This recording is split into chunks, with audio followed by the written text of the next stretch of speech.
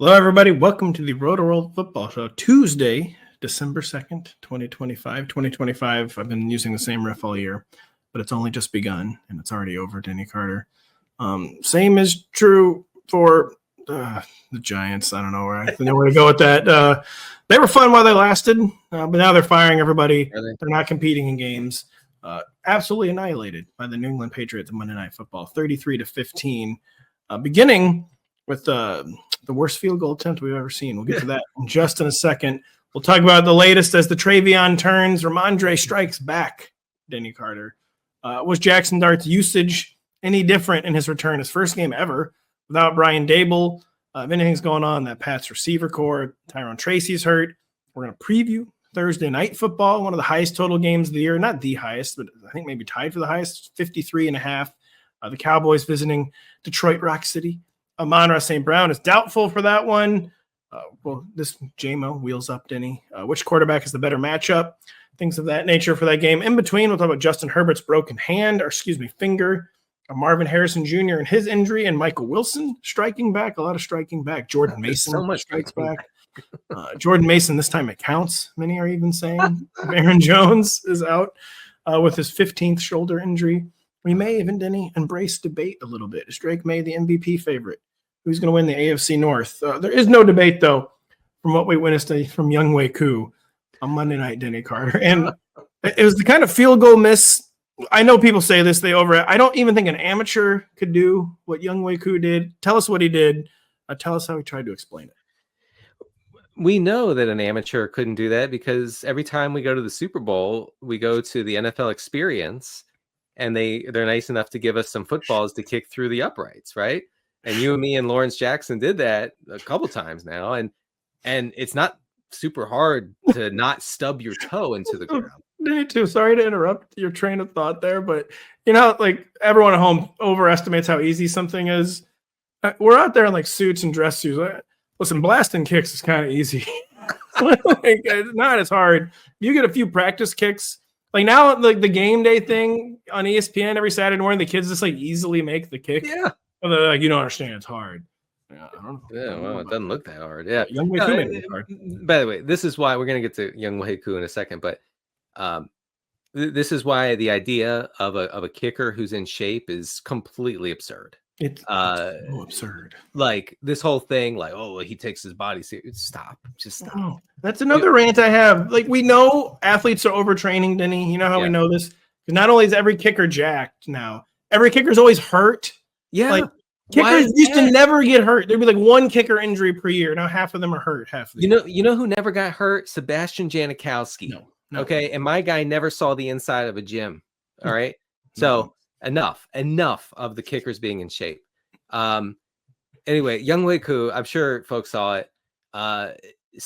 Basically sticks his foot in the ground on a short field goal attempt in the first half against the Patriots. He doesn't even make contact with the ball. It goes down as a sack. It doesn't even go down as a missed field goal because he didn't whiff. He didn't, shank it. He didn't kick the ball. No. So it goes down as a sack. He said after the game that he was coping and crying. And he was not crying, but he said he was almost in tears, actually. He looked very rattled. And players were in his ear about it.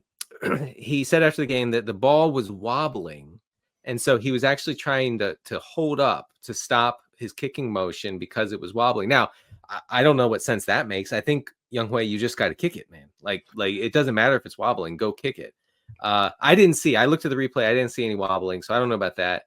Well, he also did not hold up. He still kicked. He did not hold up. It's like directly into the ground. I mean, I'm sure you were going to say something about golf, but it's like on a golf swing, if you like hear a noise as you're coming down on your, after your backswing, and you just try to hold up, sometimes that doesn't work. I know our butterfly golfers can't deal with the sound of a car on the road. I'm not gonna argue there. Chris Cluey, former NFL punter, kind of had a breakdown of the disastrous kick by Koo, and he said that it was the worst mechanics possible because Koo's shoulders were back and his chin was up as he approached the ball. This is the complete opposite of what a kicker apparently should be doing. So I don't really know what the truth is. I think that just generally Younghoe Koo, it has the yips and will never be the same. He does. He's probably out of the league. My golf comparison was going to be like, I guess this is possible. I think maybe I've seen an amateur do this before, but to me, it was like somehow swinging a club and then just hitting it directly into the ground, like not even pivoting, just like hitting it and having the club stop in the ground. Yeah. Yeah. I've never seen a foot do that. I just don't even know how it's possible what he did. I genuinely did not understand the mechanics of Younghoe Koo's foot kicking directly into the earth. The golf comparison I would make is if you're trying to get fancy, right? And we all try to get fancy sometimes in golf, and you try to play like a low sand wedge off your back foot, right? And you're just trying to like jam that club behind the ball, like really take a big divot, keep that thing low, flight it, as they say, and you just chunk it. Like you just hit 4 inches behind the ball, lay the sod right over the golf ball. It's humiliating, but it was even worse than that somehow. It was one of the most humiliating sports moments I've ever seen. Yeah, poor Younghoe used to be a folk hero. I know. Now he's out of the league. He's never kicking again after that. Denny, we're never talking about fantasy football again. After we found out how to make money. It's debating the MVP race in the NFL. This is so easy. Why didn't anyone ever tell us this? Just put an MVP topic on the show sheet and talk about that. Scream about it. We're going to do that the whole show here. All right. No, we are. The MVP debate, especially in the NFL, for some reason, I find is like as tedious as any like sports debate there is. In baseball, a lot of times it's at least usually statistically based. The NFL, I feel like it's almost fully narrative based. Yeah, it is. Yeah, it's a little more statistically based than it used to be. But it is a genuinely fascinating one this year because there's just no one running away with it. It's kind of the classic, like no one wants to win it. Or I feel like the only guy consistently holding serve is our guy Drake Maye. And is Drake Maye now the runaway favorite to be the MVP? Because he has the stats, he has the narrative. Like, wow, Patriots ahead of schedule. Also has the narrative, and the Patriots have the best record in the AFC, or at least tied for the best record in the AFC in the NFL. Would you call Drake Maye the runaway favorite to be the National Football League MVP? After the Stafford meltdown against Carolina, I think yes. Which, I mean, come on. Imagine thinking Matthew Stafford wasn't going to start melting down. I mean, like true, like legendary levels of fell for it again. Oh yeah, Stafford's just going to keep playing well. Stafford's not going to have several in a row turnover marred implosions. Like this is the time. I swear to God, bro, he's not going to do it. It's December, so he's back to throwing 3 picks a game for Stafford. Yeah, I mean, Maye has played really well, and Kyle Dvorak tried to tell us before the season that he was good, and we were like, no, he's not. But I was wrong. I could say I was wrong. I didn't say he was bad, by the way. I thought Kyle and Karain were a little. Just turns out they were, quote, completely right. So yeah, they were 100% right. I mean, look, I'll just throw this out there for the debate. Patriots have by far the easiest schedule in the league, both through week 13 and for the rest of the regular season. They're crushing terrible teams, which is good. Yes, don't get me wrong. 15-2 Pats, most obvious divisional round loss I've ever seen. But yeah, no, they'll easily lose in the first playoff game. Drake Maye is second. Oh, you're gonna love this, and by love it, I mean you're gonna hate this. Drake Maye is second to Jordan Love in adjusted EPA per play.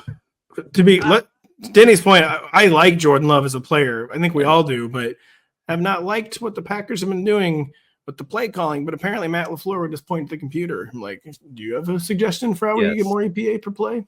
Matt LaFleur makes the computer catch on fire. So Drake Maye is 4th in dropback success rate behind Mac Jones, Sam Darnold, and Matthew Stafford. Here's where I think the impressive nature of his play comes into play.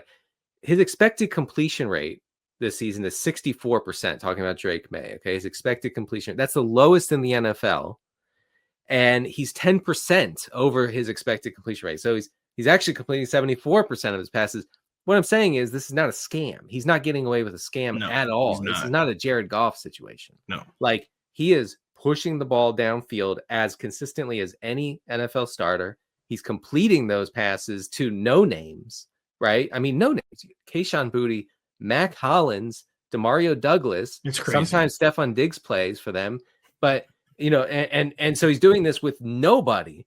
So I think that's where it's like, well, yeah, he's definitely, you know, barring a complete meltdown in the next 3 or 4 weeks, I think he wins the MVP. He does at today too. The key distinction is also that he deserves to win it. It's not just like he's gonna win. Like everyone knows he shouldn't win. He's gonna win. He does deserve it as of December 2nd. I don't really think that's up for debate anymore. There are a few different things. I can still see if Stafford does close strong, maybe getting like a valedictory MVP award, because he's never won an MVP. He's had a kind of career where you would not be surprised to pull up Matthew Stafford's Pro Football Reference 5 years after he retired and to see like an MVP mixed in there. So he could get like the valedictory MVP award. Dak Prescott, if he closes really strong, you know, the Cowboys are fun to watch. They have like they're playing for something bigger than themselves after what happened to their team this year. I could see him making a justified run at MVP. And then maybe the only other name I could really see is if the Chiefs are 6-6. Like if Patrick Mahomes went like old school Mahomes mode and like carried the Chiefs into the playoffs, I could see the voters being like, yeah, I kind of forgot about Mahomes being the best player of the 21st century. I wouldn't discount him completely. I mean, you know, unfortunately, he's worse when Rashee Rice is on the field. But if he can overcome the Rashee Rice problem, I think he has a dark horse shot. If Mahomes can overcome having an elite receiver, he might just win this MVP award. But as we stand today, Drake Maye deserves to win it and is like the popular choice to win it. And it's pretty rare for those to be in alignment. Boy, talk about deserves and like people like deserves and people wanting it. I don't even know where I was going with this, but similar. Rhamondre Stevenson is not the people's champ. TreVeyon Henderson is the people's champ. We thought the people had pulled ahead of the man the past few weeks. TreVeyon goes nuts, or Rhamondre's out. Rhamondre returns in week 12, and still a committee, but the strong side of it firmly belonged to TreVeyon Henderson. Dominated snaps, dominated touches. It looked like evil had been defeated, Denny, and evil returned Monday night, week 13. Sorry, Rhamondre, if you're listening. So Rhamondre Stevenson not only reclaimed the strong side of the platoon, he did so with extreme prejudice, like leading while the game was still in doubt. I mean, what happened here? What are the implications going forward? Was it kind of a one-off? Because talk about a weird game. It was like 17-0 in a blink of an eye for the Patriots. How to make sense of the latest development in the Patriots backfield, Denny? I knew Mike Vrabel was going to do this going into the game. Like, I just had a sense that, like, because they're playing the Giants, it's basically an exhibition game. So he's gonna be like, we're gonna establish it with our big back. He's got one more rug pull in me, kind of deal. Yeah, right. He has that rug pull dog in him, that's for sure. And so Stevenson, in the first half, outcarried Henderson 6-4. 12-11 overall. Now, 23 rushing attempts between these guys is far fewer than I would have anticipated against the worst rush defense in the NFL, like by any measure. I would have guessed that they would have combined for like 35 carries, but the Patriots were pretty pass heavy for whatever reason here. Almost got them into a little bit of trouble, but nevertheless, the troubling thing for me is that Stevenson ran 21 routes to only 16 routes for Henderson. Now, Henderson did have 4 targets to only 3 for Stevenson. But, man, I was thinking that Mike Vrabel had been saved from himself and said, like, at least we can get this guy running 70% of the routes and being involved as a consistent part of the pass catching game. But no, not last night. Yeah, and I just, too, like, if you're not getting that with TreVeyon, like, what are you even getting? 'Cause the whole thing was supposed to be at least the worst case outcome was supposed to be Shane Vereen 2.0. And he's already proven to be a much more versatile player than Shane Vereen was. And I just don't understand what could the impetus be for Rhamondre Stevenson running. Not that Rhamondre was a 0 in the passing game. He was never efficient. He caught a lot of passes, but never did so in an efficient fashion. I just think, why? Just truly just why? What could have possibly even been other than just pig-headedness, stubbornness from Mike Vrabel? Stevenson got away with it too because he had a 30+ yard reception when Drake Maye found him wide open. Vrabel was right. He was right. Yeah. So, I mean, that's like the worst part of this whole thing is that, like, Vrabel and the coaches can just point to that and be like, what? Like, we were right. Yeah. And you're hoping that Steve, that Henderson is the efficient sort of back who can get there on like 12 to 15 touches, but that's all you're getting for now. That's all you're getting for now. I will say, too, they're headed on bye for the week 14, perfect time for a bye, month of December. What is that? Love to have my bye. Like you have your season can be totally over and you're getting a bye. Like can't really say. The Giants have a bye, right? Yeah, I think so. Man, wow. I mean, what? Seriously, what? Anyways, they have a bye. And so maybe now they can go in, they can assess what's been going on the past 3 or 4 weeks. Get ready for the playoffs. And the playoffs, are they really going to be wanting to run Rhamondre Stevenson into brick walls? I wouldn't be surprised if they came out of the open date and like, all right, we got to get the kid ready for the postseason. Like it's TreVeyon time. And so I could see an adjustment being made during the bye. Last night, too, like you said, it's kind of an exhibition game. Like just a weird game. Really, really weird game. They knew they weren't going to lose. Again, blink of an eye, 17-0. You have Younghoe Koo. Apparently, like I don't know if it was like a Freaky Friday thing of like one of his siblings took over his body and became the kicker and didn't know how to do it. Should look into that. But it was not a competitive football game, Denny. We should look into the Patriots receiver core because, like you said earlier, nothing. There's no difference between good and bad Patriots wide receivers. There's nothing but Drake Maye. He's so good. He just like quote throws to the open man. Doesn't care about forcing the ball to anybody. He just waits for you to get open and then simply throws it to you. Any developments in this area? Stephon Diggs ran 55% of the routes, 3 catches on 4 targets. He was targeted on 20% of his routes. We talked about this the last 2 preview shows, you, me, and Kyle. If Diggs is only going to run half the routes in this offense, then he's going to have to be targeted on like 30+% of those routes. So that's what you're banking on. And when he's not targeted at that high clip, he's just not going to get there without a touchdown. So that's what happened there. Hunter Henry, 75% of the routes, led the team with 6 targets. You know what you're getting there. I mean, a nice floor play. And then Kayshon Boutte led all Patriots wide receivers with a 70% route rate, had 27% of the air yards. Mac Hollins had 26% of the air yards. So they seem to be, so Hollins and Boutte seem to be splitting up that downfield role, which used to be valuable when one of them had it. So when Boutte was out with a hamstring, Hollins was interesting because he got all of that. Before Hollins emerged, Boutte was interesting because he got all that. Now it's split, so it's even more hard. It's even more difficult to parse here. It is, and I maybe this is like way too simple of just like an explanation. I really do think it's just Drake Maye is seeing the field so well that it's just inherently volatile in fantasy football because there's not any one person he needs to jam the ball to. No, like he's jamming the ball to a spot, and it's leading to an MVP type season for him. But it's leading to just immense fantasy frustration for all of us. Yeah, he really throws a pretty downfield ball. Like I feel like the Zoomer quarterbacks could take a look at what he's doing, and you don't always have to throw the ball as hard as you can. No, you can put some air under it. Like, also, you don't have to just take off and run constantly, which Drake Maye did as a rookie and was cool in fantasy. I had him having Jaxson Dart syndrome. Like, listen, man, you need to cut down 3 concussion evaluations a week to at least 2, preferably 1, maybe eventually 0. And Drake Maye has done that this year. Jaxson Dart has not, Denny. Jaxson Dart before the game telling Joe Buck and company that this is how he plays. He's going to run. There's nothing we can do about it. This is a free country, and we don't want him to stop doing it.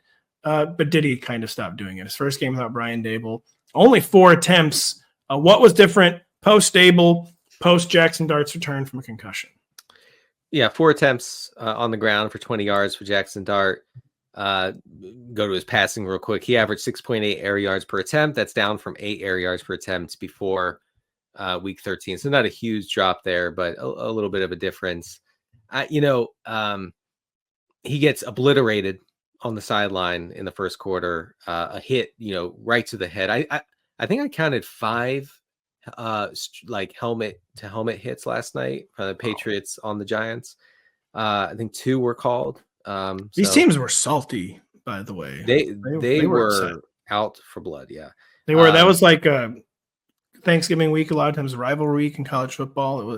It constant pregame scrums that had the feel of like a college football Thanksgiving Saturday rivalry game. Yeah, and Dart said after the game too. He said, "This isn't soccer." He reminded folks that this is not soccer. Soccer, of course, famously no repetitive blows to the head, and right. no issues of their own with brain trauma. And so he said he's not going to change the way he plays. But the design runs weren't there, and I think that's the issue at hand. Like, if we're not getting design runs, and we weren't banking on it after the head injury for Dart, then his fantasy prospects are take a major hit. Take a major hit, especially because the Giants are on bye this week, meaning their final 4 games will be the entire player pool, all 32 teams active. So just more competition. Because the past 2 months, there's always been buys, except for Thanksgiving week, and Jaxson Dart did not play Thanksgiving week. And so he's running less. There's more guys vying for top 12 status.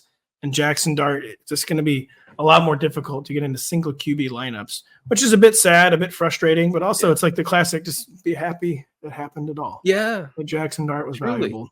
Truly just be happy that it happened at all. Denny, I wish the next topic was something we couldn't be happy about, but we actually are happy. Tyrone Tracey had a hip injury, but he said it's just a bruise or a stinger.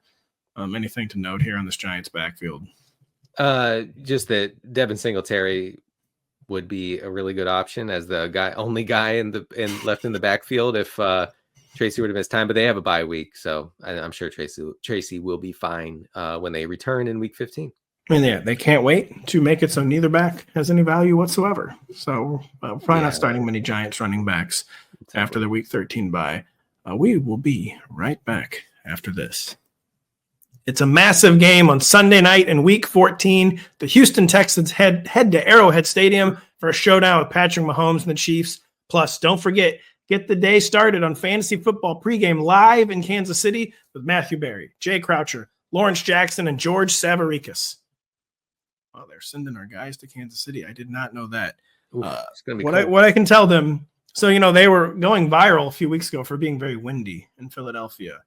The windiest city in America, far more than Chicago, is Kansas City. Especially Arrowhead, because if you've never been to Arrowhead, it's a great stadium, a great setting. The surrounding area is not. It's just like off the middle. It's just in the middle of nowhere off Interstate 70. And there's like no windbreak at all. Really? It is Arrowhead Stadium is like preposterously windy. And wherever they're doing the show, I'm assuming in the big parking lot somewhere, be ready for wind. Yeah. It's preposterously windy at Arrowhead Stadium.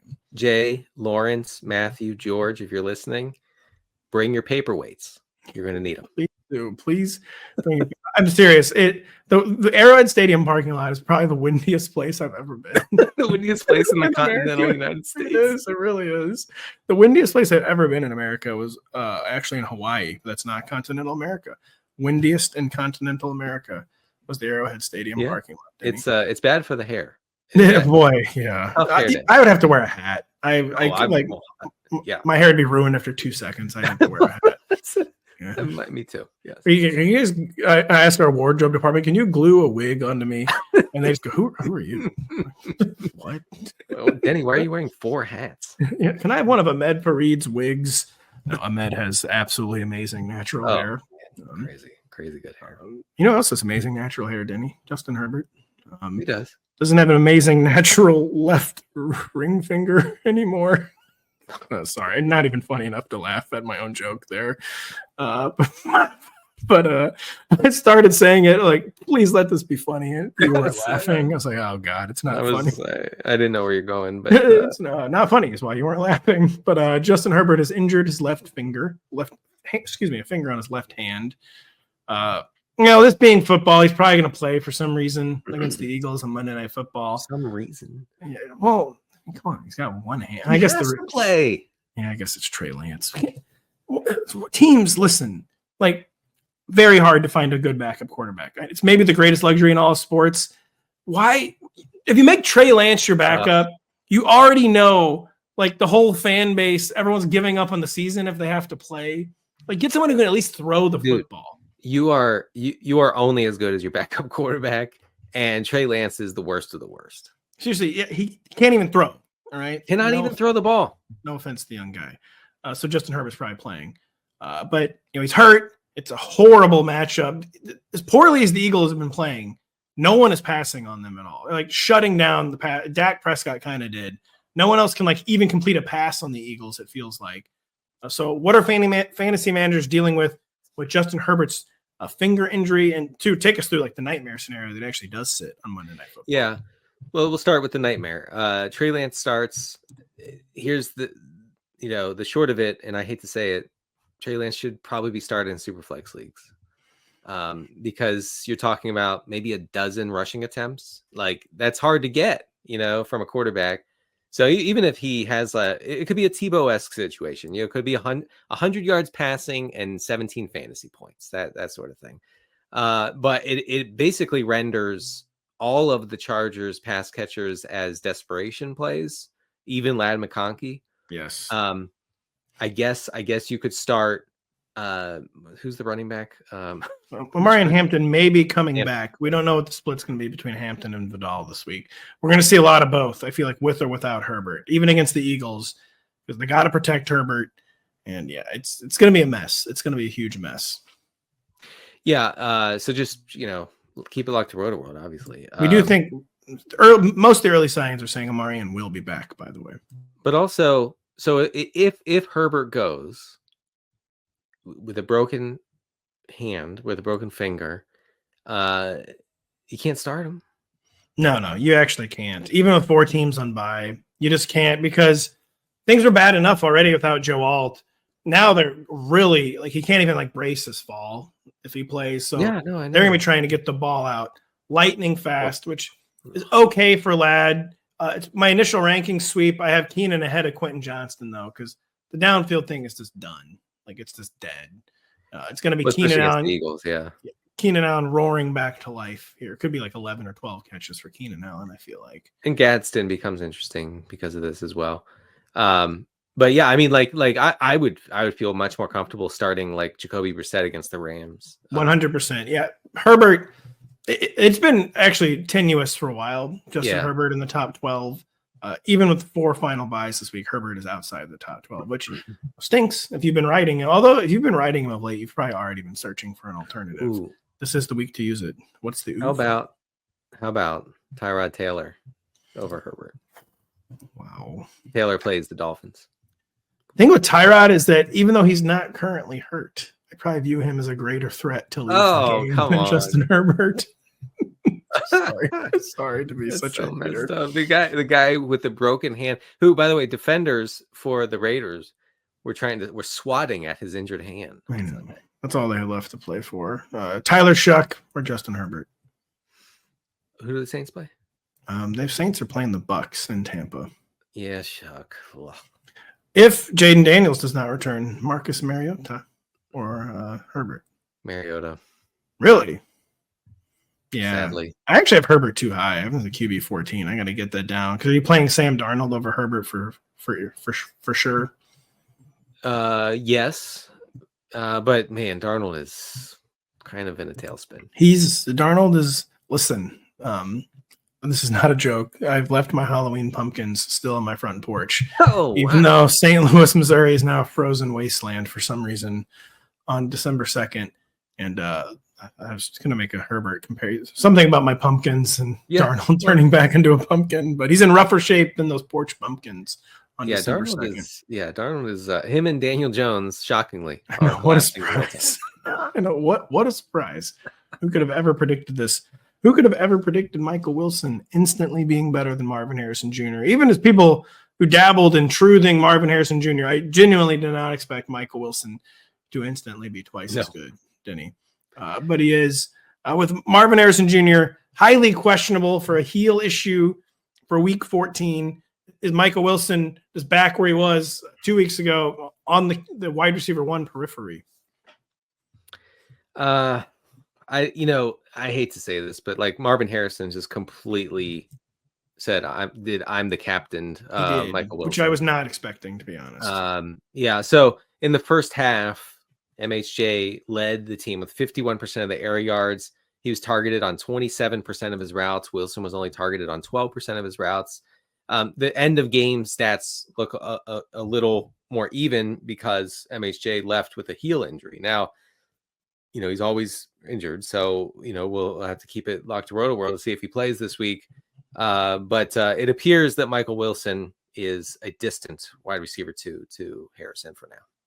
But if Harrison's not playing, Denny, then basically you got to get Wilson in there no matter, even against the Rams. By the Rams too. What's the deal with the Rams? Because everyone, the Rams are the best team in the NFC. Matthew Stafford's never been playing better. Stafford horribly exposed. Remember, people were like, the Rams have made Emmanuel Forbes good. Yeah, and then Emmanuel Forbes just torn to shreds by Bryce Young for some reason. The Rams secondary hasn't been elite at any point this year. Now, they were exposed against the Panthers because the Panthers had some big plays on 3rd and 4th and short. Don't know how repeatable those would be in the long term, but hey, they worked. But yeah, I feel good about my Cardinals going into this game. Denny, did you see my insane Cardinals stat I've been sharing everywhere, by the way, the past 2 days? That Jacoby Brissett leads the league in 300-yard game. That was a different Cardinal stat. I thought that one was cool. I didn't think it was quite as insane as this one. As that Trey McBride, has made 38 career starts with Kyler Murray, and he's made 7 with Jacoby Brissett. He has 7 touchdowns and 7 starts with Jacoby Brissett, and 5 and 38 with Kyler Murray. I mean, look, you called this as it was happening, and people, Trey McBride just doesn't have it in him. He just can't score touchdowns, which made no sense because big-bodied pass catchers are most useful in close, inside the 5-yard line, inside the 10-yard line. We've seen this even with bad big body pass catchers, right? Yes. So McBride should have been catching touchdowns.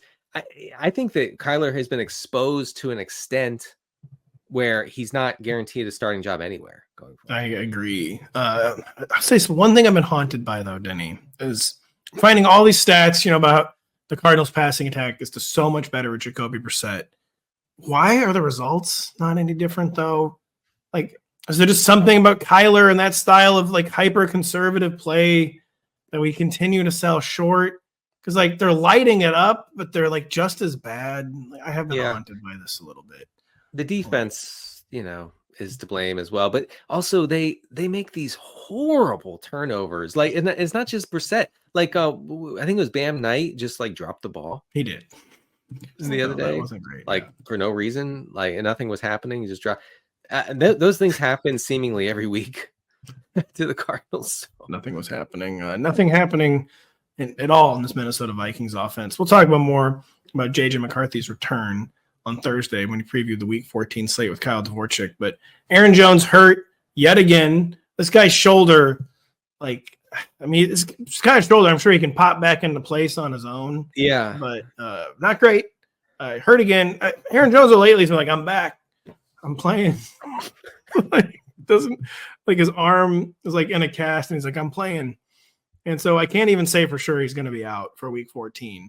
But assuming that he is, does Jordan Mason, who was not good at all the entire time Aaron Jones was hurt the first time, does Jordan Mason deserve a second chance, or is this offense environment just too bad? Yeah, no, the environment is just toxic, as you know. Jordan Mason is only good in relief of Aaron Jones. So he comes in last week. He averages 6.8 yards per carry. He's ripping off runs. I'm where was this? Where was this when Aaron Jones was out the first time? But he's going to lose routes and targets to Xavier Scott. Xavier Scott is back, and he's a problem. He's a problem for Jordan Mason. So we need social to cut that Carter : Xavier Scott is a problem. It's a problem. Who's beating this backfield? Who's stopping this backfield? I messed it up. That's all right. Anyway, so Jordan Mason is a flex only, touchdown dependent flex, I think, because of, like you said, bad environment. I honestly, I don't care that Washington's defense is bad. I don't care in this one. I kind of do.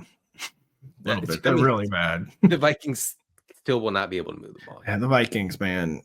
O'Connell's not on the hot seat, but it is fun. We found the line with Kevin O'Connell. All right, yep, Even Kevin O'Connell needs an actually good quarterback, or a quarterback better than Josh Dobbs, etc., better than Nick Mullins. And he's been revealed as like a mere mortal, maybe a better mortal than a lot of us, but he is a mere mortal. You can't quarterback whisper to everyone, apparently. You know what's funny? You know who's never failed to whisper is Shanny. Like, even when they're bad, like even like CJ Beathard never had a McCarthy moment or a Brosmer moment. And Shanny, Nick Mullins. Shanny, you can just give him anybody, I guess, except Trey Lance. I think it has to be a veteran. I think that might be the difference. You know, Brosmer, rookie, undrafted free agent. McCarthy, rookie. Like I mean, basically rookie. You know what I mean? And so I think it has to be a journeyman. Imagine, if you will, for a moment, how good Jacoby Brissett would be in this system. I know, it's haunting. It's very, very haunting. I mean, they're like a Super Bowl team. Justin Jefferson would be the wide receiver 1 overall. Yeah, Jordan Addison would be T. Higgins 2.0. Yes, Addison would be a top 12 guy. Jefferson would be wide receiver 1 overall. Hawkinson would be startable in all formats. I mean, even Jordan Mason would be dunking at the 1 yard line relatively frequently. Man. It's too sad to think about. It's too painful to think about. Dan, we're doing another. I don't know why I thought of this one. Just who's going to win the AFC North? The Pittsburgh Steelers are 6-6. The Baltimore Ravens are 6-6. The Cincinnati Bengals, I believe, are 3-8, but clearly better than the Ravens. Like the Ravens are toast, except they're not toast because this division is so bad. Because every team in this division is toast, except for the Bengals, who can't catch up. They're 4-8. Excuse me, not 3-8. I guess they can maybe catch. Who's winning this division? Denny Carter. Who's winning the division? Who's winning the division? The AFC North. Bengals. Bengals are winning this. Yes, they're winning this division. They're going to win out. You went full Seinfeld voice as you said that, by the way. I'm not sure why or what that means. But yeah. No, the Steelers don't want to be around anymore. I mean, no. They're a miserable team. They are like, you watching that game Sunday, everyone knows there was no point in doing this. Like, they just knew, it could not have been more clear. Like, why did we ever even, like, why did the ship ever leave the port? Yeah, right. Like, great. Now I'm dying in Patagonia for absolutely no reason, even though I knew in Portsmouth we should have never left. Right. And now I'm just dying down here. I don't even know, this continent hasn't even been named yet, and I'm dying for no reason. I'm drinking ocean water. Yeah. Drinking ocean water, which even in 1780, we know we're not supposed to do. Right. And now I'm even more miserable as I'm dying. Yeah, and that was that was the energy the Steelers were exuding on Sunday. I mean, look at Aaron Rodgers is on the sideline with a broken wrist and a busted nose and black under his eyes, like because of the nose injury, looking like he'd rather be anywhere else in the world. He goes on to blame his receivers for his poor performance. I didn't think he was going to play the hits to that degree afterward.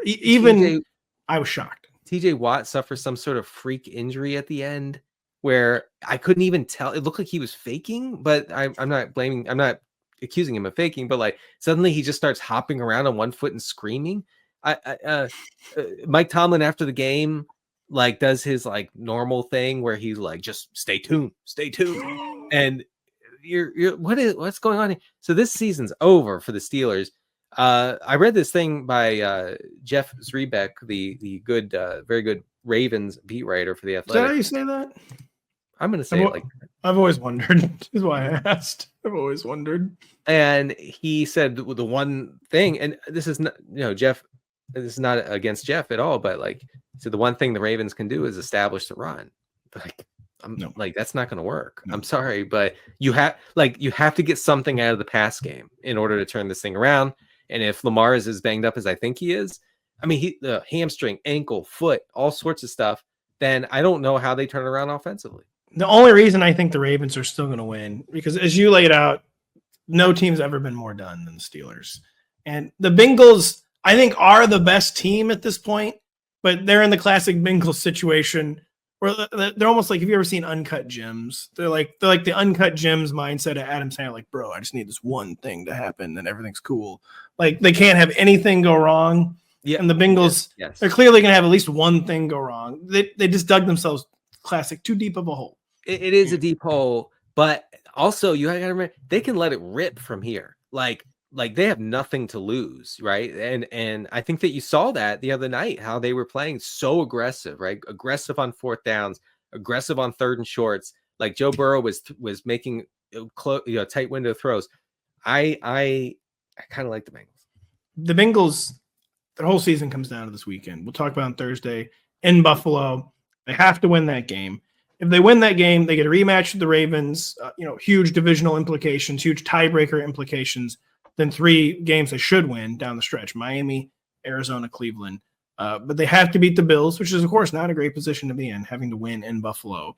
If they win in Buffalo, then I'll feel a lot better about the Bengals winning this division.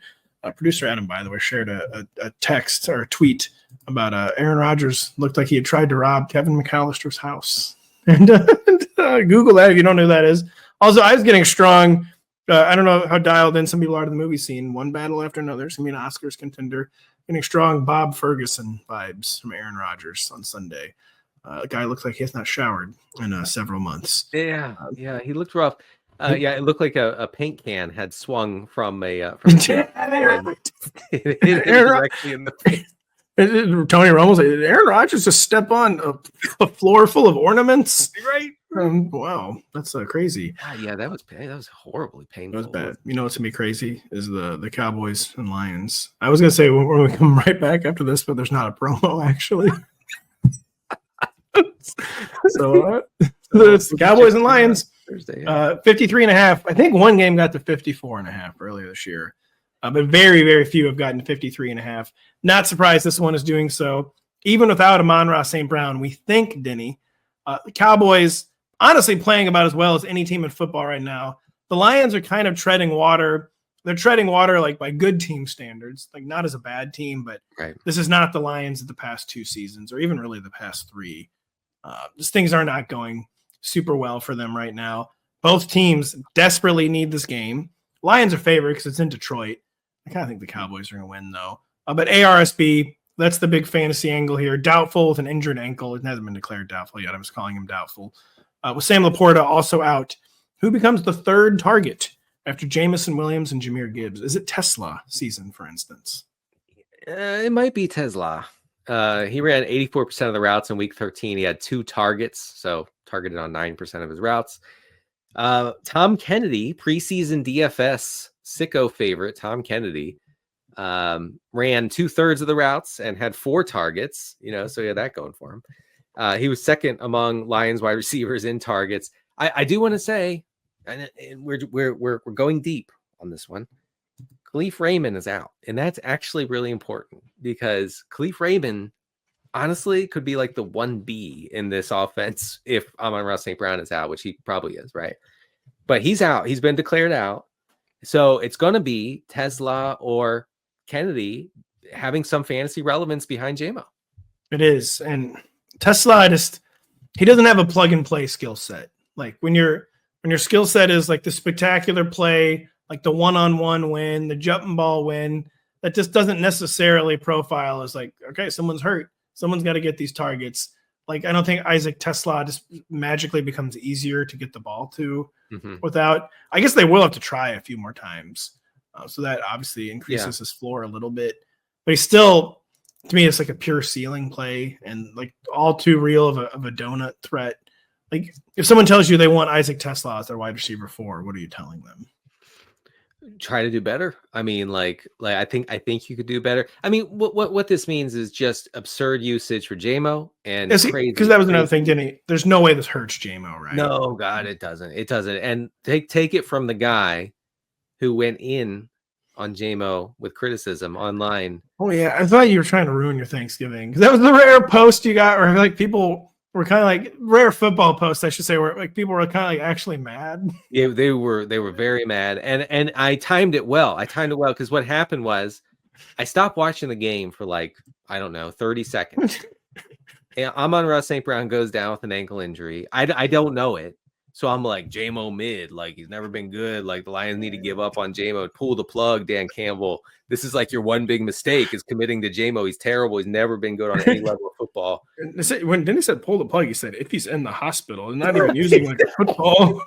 He's not even using a football analogy. Wow. And Jameson Williams goes on to have the game of his, not just career, but his life against the Packers, all because there was nobody else to throw the ball to. Okay. So I got a lot of LOLs. I got a lot of, where's your God in the house? I think I hit you with a curious. I didn't see that.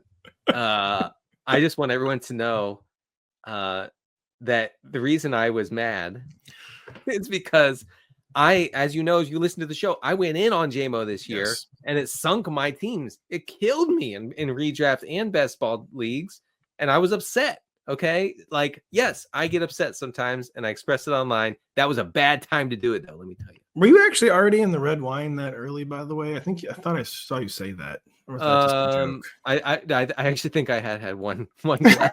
Because it was early still. It's like 1 o'clock Eastern. It was maybe like, two. It was like, maybe two. It was like 1:45. Give me a break. Right. So yeah, I had one, and I loosened right up, and I started posting about JMO, which you should never do, obviously. I bet you got hit with a world record amount of where's your God now. I mean, people who generally are very nice to me online. That's what I know is the people who are even like Denny partisans were very upset. They were like, I truly like, I don't like this post, and you should feel bad about it. Like, I'm severing all connections with you. Yeah. So bad timing, but 33% target per route run for JMO. That's slightly higher than his 16% rate on the year. So, he's guaranteed double-digit targets here if St. Brown is out. Anyway, we like the matchup. We like the game environment for both quarterbacks, but who has the better matchup in this game? Dak Prescott or Jared Goff? Dak. So the Cowboys, because, they've gotten healthier, they acquired Quentin Williams. They acquired the linebacker from the Bengals, things of that nature. They are now like a middle of the pack defense, both rushing and passing defense over the past 3 weeks. That's a big improvement over what we saw early in the season. The Lions are on the other way. They were mid, and now they're not mid. They wish they were mid. They're way down. Over the past 3 weeks, second to last in EPA, drop back EPA given up. Only Washington has been worse. Wow. They lost Terry and Arnold to a shoulder injury. He's having surgery. He's out for the year. So it's a repeat of last year, where at the end of the season, the Lions defense was just ravaged by injuries and really paid the price.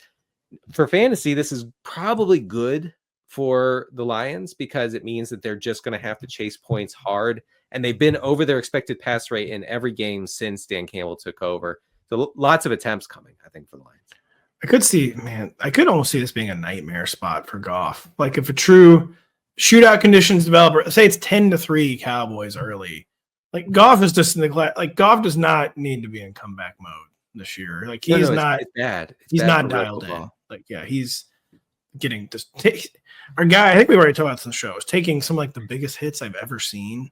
He always gets right up.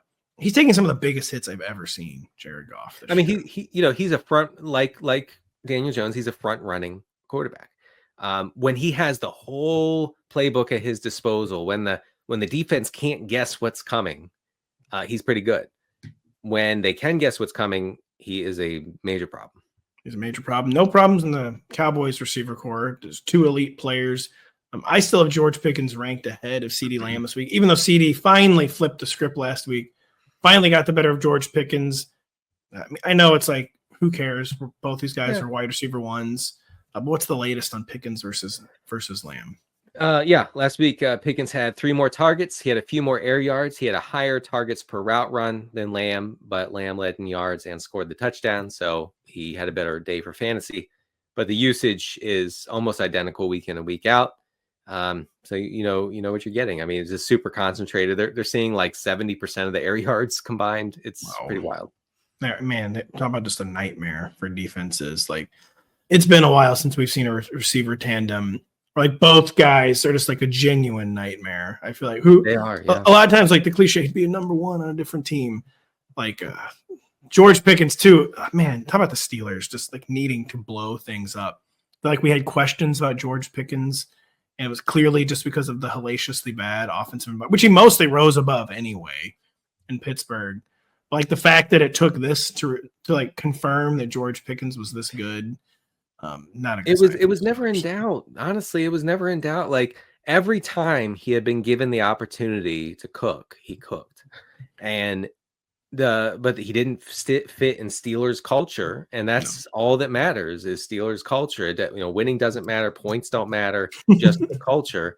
I think the team desperately needs a massive overhaul in how it perceives itself. Like it's got to be more. It's got to be more than just we're going to do things a certain way, like the Steeler way. You got to get rid of that. The Steelers. People are probably tired of hearing me make this comparison, but I'm a St. Louis Cardinals fan. Same thing happened with the Cardinals. They got so used to being on top, to being ahead of the pack, to being able to rely on their culture that they did not notice as it just became outmoded. And the Steelers have to blow things up. They just absolutely have to blow things up. I say is they're probably technically leading the division right now. Anything of note as we close the show in either of these backfields, Denny? Seemed like pretty solved concerns for fantasy. Just roster Malik Davis, who would be the I think RB1 for Dallas if Javonte Williams were to get dinged up late in the season here. Malik Davis has a couple explosive runs over the past 2 weeks, has looked good. So just make sure he is on your roster if you are looking to, fill in some gaps and are in a deeper league. Do you know George Pickens is 24 years old still? That's crazy. He doesn't turn 25 until March. I do cringe. I cringe when he scores a touchdown because I'm just like, please don't do it, George. Like, please. I also cringe at knowing they're going to put the franchise tag on him, and he's not going to be happy. No, he's going to be like the least happy franchise tagged guy in like the history of the league. But it'll be a huge pay increase for him.